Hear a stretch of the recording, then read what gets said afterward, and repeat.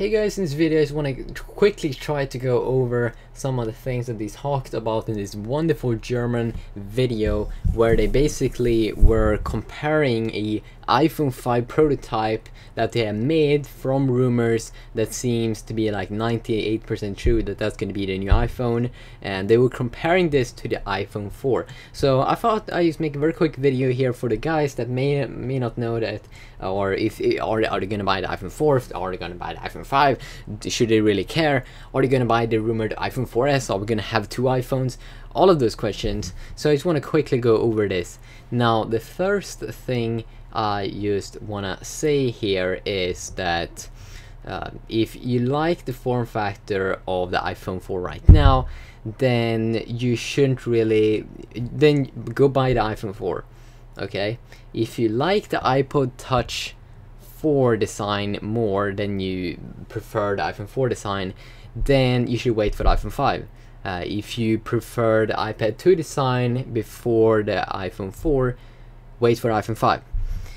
That's just because it seems like this new iPhone 5 is gonna get a new taper design, a new teardrop design that is gonna look like an iPod Touch 4, and it's gonna look like an iPad 2, not an iPhone 4. So what does that mean? Well, basically here on top you can see that prototype that they built, and you can see it's thinner, so that's going to be one of the big selling points, and then it has a bigger screen, so 4-inch. If you care about the screen size, you should probably also wait to the bigger iPhone, because it seems like that could be 0.5 inches bigger, so that would result in a 4-inch screen, almost as big as the screens that's available on Android smartphones at the moment. So the form factor thing, that's something that you really have to go ask yourself, do you care about those things? If you don't, then you probably aren't going to be that interested in the iPhone 5 if you prefer the iPhone 4 design. And you should also remember that if you like to have your iPhone stand up, you won't be able to do that with iPhone 5 because it got the taper design and it's going to be hard and it's going to slip. So the form factor is one of the big things.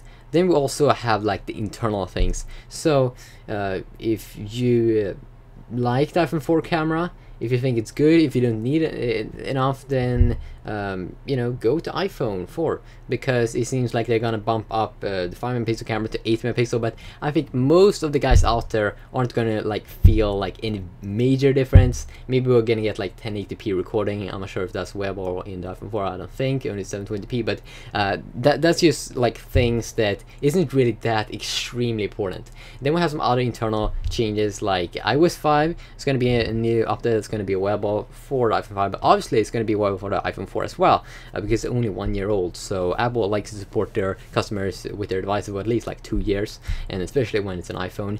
So yeah, you're still going to get like the iOS software update, but it's going to lag. No, of course not, because you're still running on a 512 megabytes RAM, and a single core is what you're going to get on iPhone 4.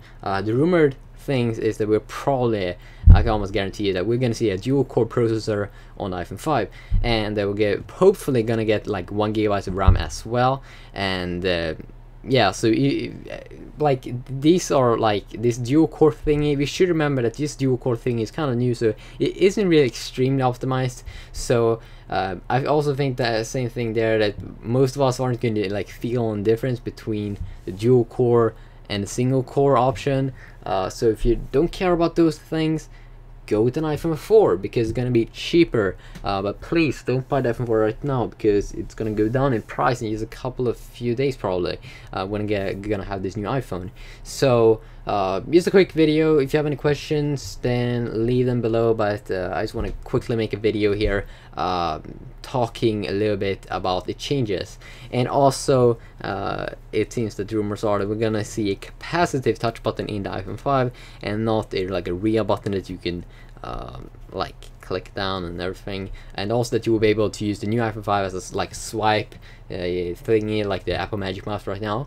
Yeah, some of the major things that I was just thinking about. Also, it seems like the next iPhone could have the LTE option, so 4G speeds, but that's not something that we know right now. But if you're interested in those things, please just wait a few days. On Tuesday we probably know what's gonna happen and go down, and yeah, so sweet. See.